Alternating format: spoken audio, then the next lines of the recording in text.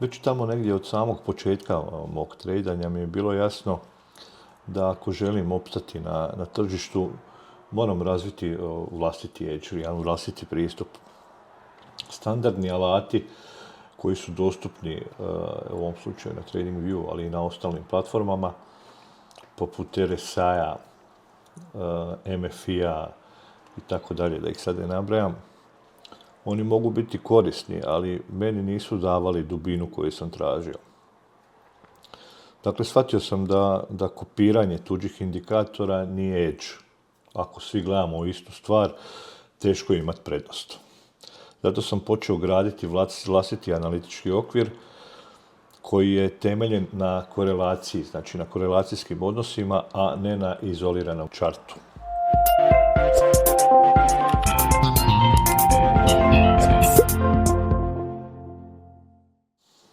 Svaki par na tržištu izložen je likvidnosti, pogotovo parovi koji u sebi sadrže američki dolar.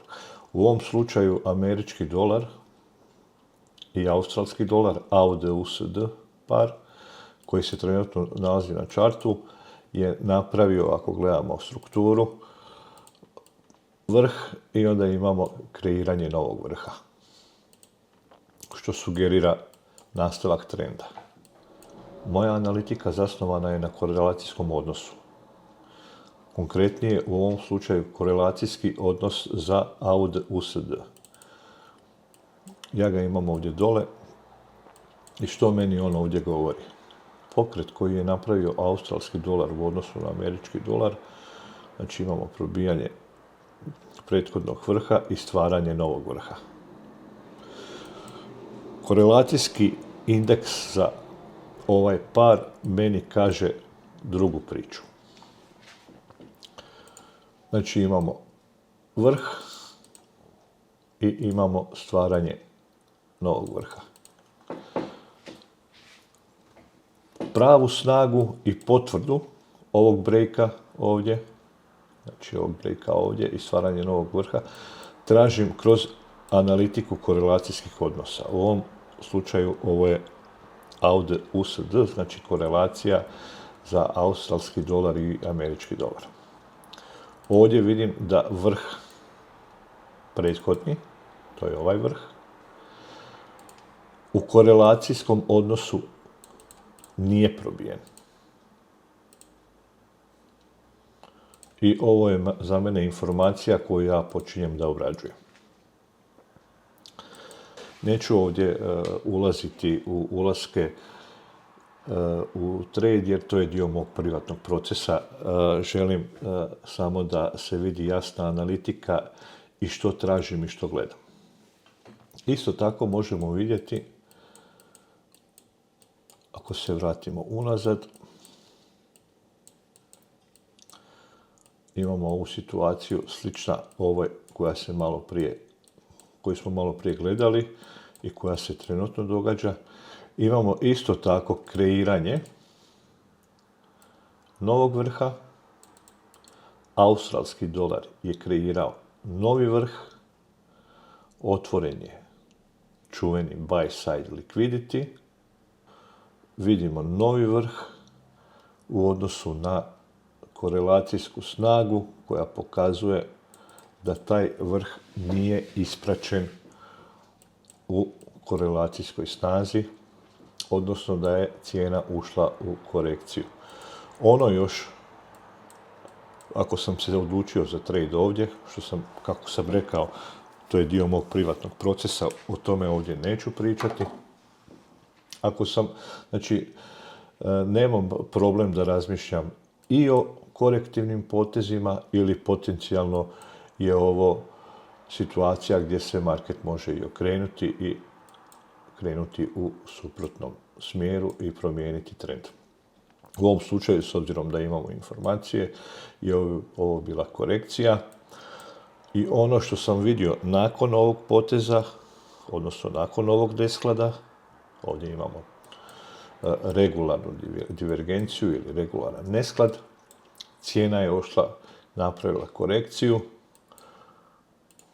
očekuje se eventualno ulazak u ovaj gap ovdje za nastavak i tako dalje i tako dalje.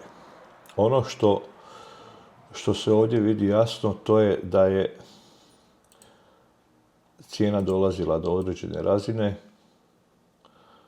i stvorio se određeni ovdje suport, a korelacijska snaga i korelacijski odnosi mi ovdje jasno pokazuju da je cijena došla u jedan demand ili order blok ili kako god hoćete,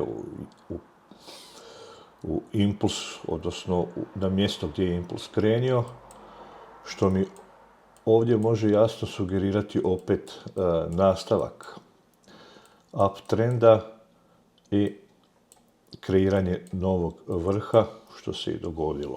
Ovdje imamo euro USD i ovdje se jasno vidi da je market, sad je to jasno vidljivo nakon što imamo već širu sliku, da je market ovdje ušao u korekciju, napravio dno, to dno je dno u korelacijskoj snazi ovdje i ono što ja ovdje jasno vidim da je u odnosu na ovo dno, dakle u odnosu na ovo dno koje je na paru ovaj dio vamo, higher low, dok je ovdje napravio lower low, što mi jasno znači da pokret na euro USD paru nema snagu i nije u stvari istinski probio ovo dno.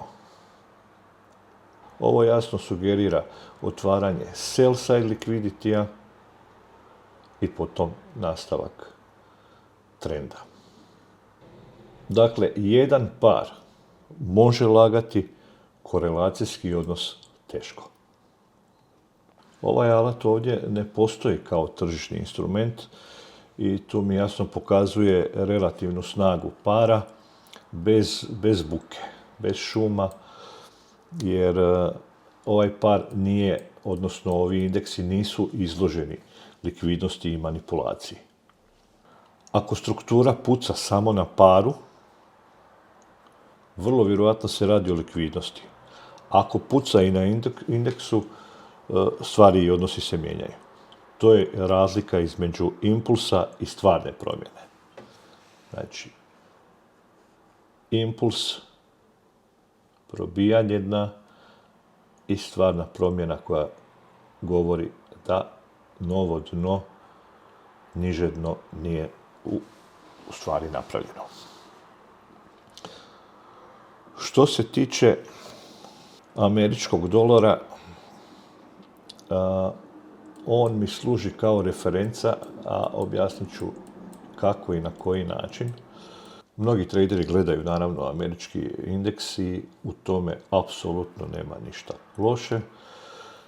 Prate njegovu snagu, prate korelaciju uglavnom sa euro USD parom, ali i ostalim američkim parovima koji u sebe sadrže američki dolar. I ja američki dolar ne pratim na taj način, jer u alatu imam i američki dolar koji je custom napravljen. Njega uspoređujem sa parovima koji u sebi nose američki dolar, ali ne tako rijetko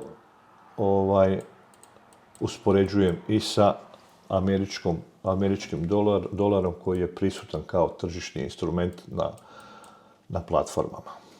S obzirom da je američki dolar ovdje napravljen u inverziji, dakle obrnuto, kada ovdje cijena pada, to znači da američki dolar je u stvari jak i da raste. Zašto sam to napravio? Čisto zato da mi bude lakše zapratiti. Recimo, ako sam na euro USD paru i pratim američki dolar, onda ja imam jasnu sliku i simetriju u odnosu na kretanje para na čartu koji gledam. Kada ga uspoređujem sa američkim dolarom na TradingView, jedino što napravim da invertiram čart, dobijem onda simetriju, ali i dobijem onda širu sliku, širi kontekst što se u stvari događa sa američkim dolarom. Evo upravo sada ovo što vidim je da je američki dolar napravio ovdje čuveni takozvani double top. Ono što vidim, dakle, dvostruki vrh, američki dolar to nije ispratio. Ovo je za mene znak da pratim što se događa, odnosno ovdje je već vidljivo da je bilo prilika za ulazak u trade. Nakon što američki dolar nije ispratio ovaj impuls koji je stvorio dvostruki vrh, evo kao što vidim sada, slijedi pad. Do kada i kako vidjet ćemo, apsolutno je bilo prilike nakon ovog impulsa i nakon ovog dvostrukog vrha na američkom indeksu. Cijena je ovdje došla u zonu supply order block, kako hoćete, na manjem time frame-u vjerovatno i stoji nekakav gap. Ali ajde da usporedimo američki dolar sada kojeg ja imam u alatu sa recimo euro USD parom, znači vrlo slična situacija kao i sa američkim indeksom. Ono što je prednost u analizi koju mi pruža ovaj alat, to je da kada crtam trend linije na samom čartu i na paru, trend linije su uglavnom izmanipulirane, kao i svi order blokovi i gapovi. Sve vaše zone interesa su sklone likvidaciji i manipulaciji. Evo primjer sad ovdje što sam povukao ovaj trend line. Evo za usporedbu samo.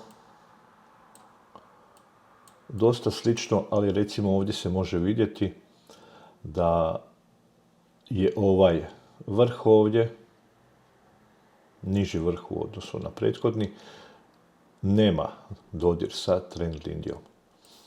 Tako da ovaj trend line za mene može predstavljati točku, odnosno liniju koju mogu pratiti kroz jedan duži period i gledati što se događa kad cijena dolazi u tu zonu. Euro USD ima i svoj vlastiti indeks koji također pratim, tražim nesklad, a potom i prilike za ulazak u trade. Evo vidimo ovdje dno, sell side liquidity je uzet, dok ovdje ovo dno, to je ovo dno ovdje, evo vidimo ovdje nesklad, automatski traži od mene da se fokusiram i tražim eventualno prilike za ulazak u long pozicije.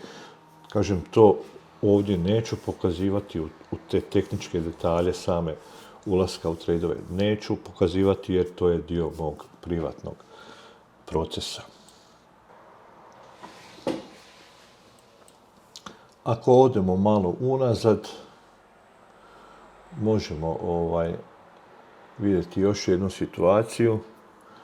To je nakon što cijena na euro USD paru pravi higher high, higher low, pa potom isto tako higher high, higher low. Možemo vidjeti da je nakon ovog impulsa vamo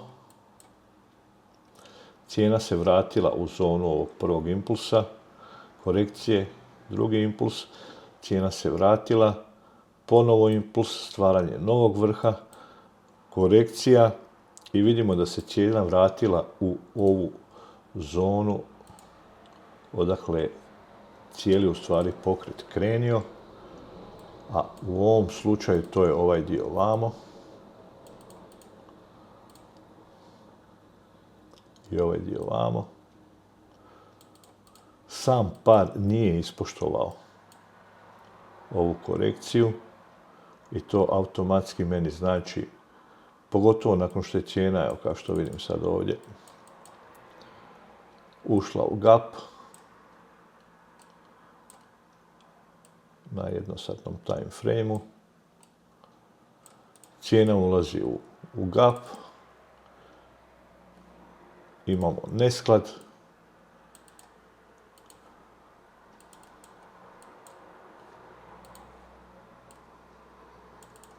Ovo su za mene idealne prilike za traženja ulaza. Što se tiče ove tablice ovdje koju vidimo, to mi služi kao, ajmo ga nazvati, interni fundament. Ne u smislu vijesti, CPI i tako dalje, nego relativne dominacije na tržištu. Ako je valuta jaka svugdje, to je za mene informacija. Ovdje vidimo da je trenutno australski dolar najjača valuta i to ne može biti slučajno. A sada ćemo i pogledati da li se zaista australski indeks, znači ovo su indeksi svih valuta, odnosno značajnih i bitnih valuta na Forex tržištu i ovo je njihova trenutna snaga. Ako je australski dolar ovdje prvi na listi, to ne bi trebalo biti slučajno, odnosno nije slučajno i rezultat je i fundamentalnih vijesti koje se potom reflektiraju na tržište. Ovdje jasno se vidi daily chart, 4 sata i 1 sat i forma, odnosno na koliko time frame-ova je australski dolar i na kojem je jak i u kakvom je trendu. A sada možemo i pogledati australski dolar.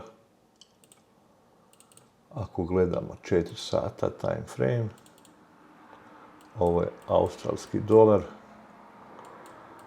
i kao što možemo vidjeti, australski dolar je izuzetno trenutno snažan, ostavlja puno disbalansa. Do kada će ići? Ponavljam, ovi indeksi valuta kao i indeksi parova nisu prisutni kao tržišni instrumenti na marketu. Ovo su custom kreirani indeksi za valute i parove. Australski indeks, ono što ga je smjestilo na ovu prvu poziciju, evo me na daily chartu, ovdje se ne treba puno toga objašnjavati, sve je jasno vidljivo.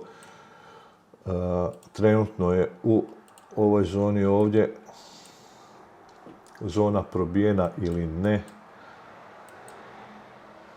Procijenite sami. Ono što meni ovdje djeluje zanimljivo, to je ovaj disbalans, odnosno gap